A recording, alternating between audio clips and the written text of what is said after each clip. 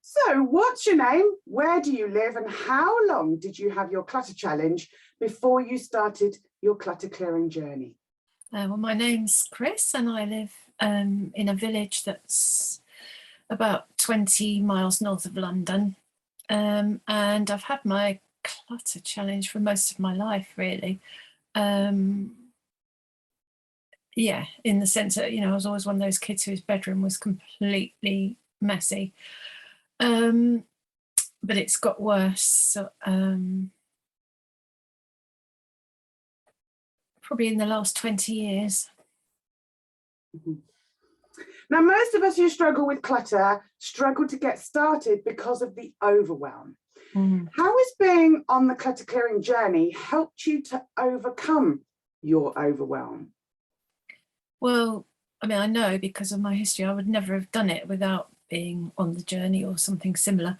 And it's, that feeling of just not knowing where to start I'd go in, I'm going to do it. And I'd look around and I would just feel completely overwhelmed and go out and shut the door and not go in there again for a long time.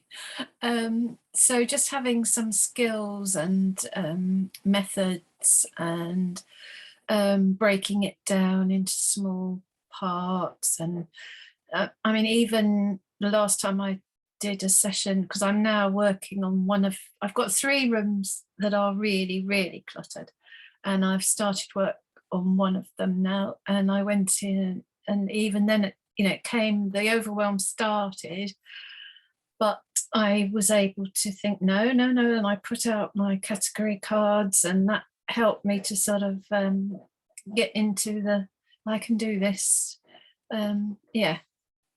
Brilliant.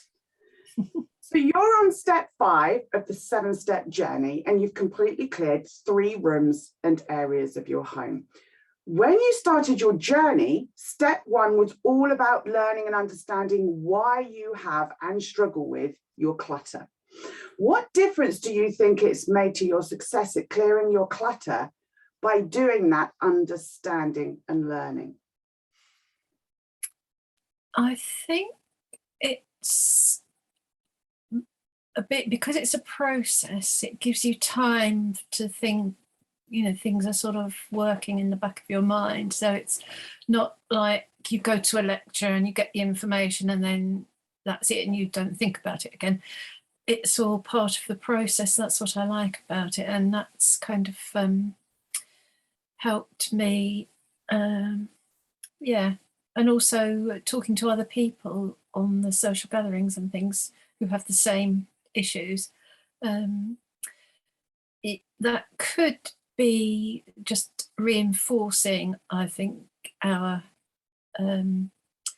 you sort of pat each other on the back and think, oh, never mind, they're there.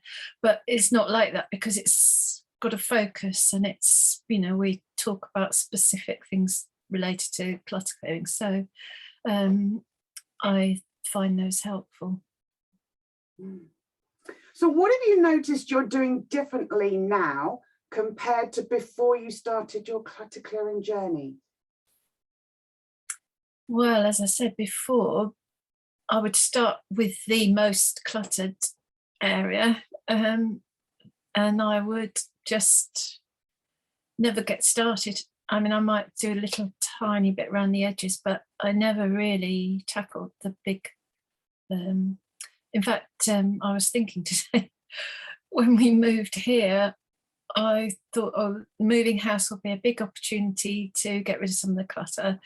But there was just so much of it, I ran out of time, and I ended up just putting things in boxes. And I promised my husband that I would clear them when we arrived here, but of course never did. And I've still got boxes somewhere that have never been opened since, and that was 17 years ago. We've all got those. So how do you think you've changed while you've been on your journey? I feel more, well, definitely in the past, it's been a case of finding homes for everything. It never really entered my head of actually letting go of things. It was all how can I rearrange this room so I can put some stuff in there from that room, and then so it was like rearranging the chairs on the Titanic, really. And that was my whole thinking was, so the other day we had some little glass dessert dishes, and my husband said to me, "Oh, we don't want these, do we?" And in the past, I would always say, "Oh, I'll keep them just in case, you know." But I said, "No, we'll just let them go." So they went into the glass recycling straight away, and I didn't even think about it. It wasn't kind of a struggle, whereas it would have been even if I had let go of things before. It was always a struggle. That's a big change. Do you think those around you have noticed the change in you? And if so, how have they reacted to that change? Yeah, I think they're starting to now, because when that incident happened the other day, Graham said, "Oh, I can really see a change in your attitude to things, stuff. It's not sort of, yeah." So I think they are noticing. So what surprised you the most about being on your journey? The time it's taken. When I started, I naively thought it would only, I knew it would take a few months, but I was unrealistic about how quickly I'd be able to do it. But I know as long as I keep doing it, I'm doing it as quickly as I can. So I've changed I'm not putting myself under pressure now. It must be quicker, got this target to reach or whatever.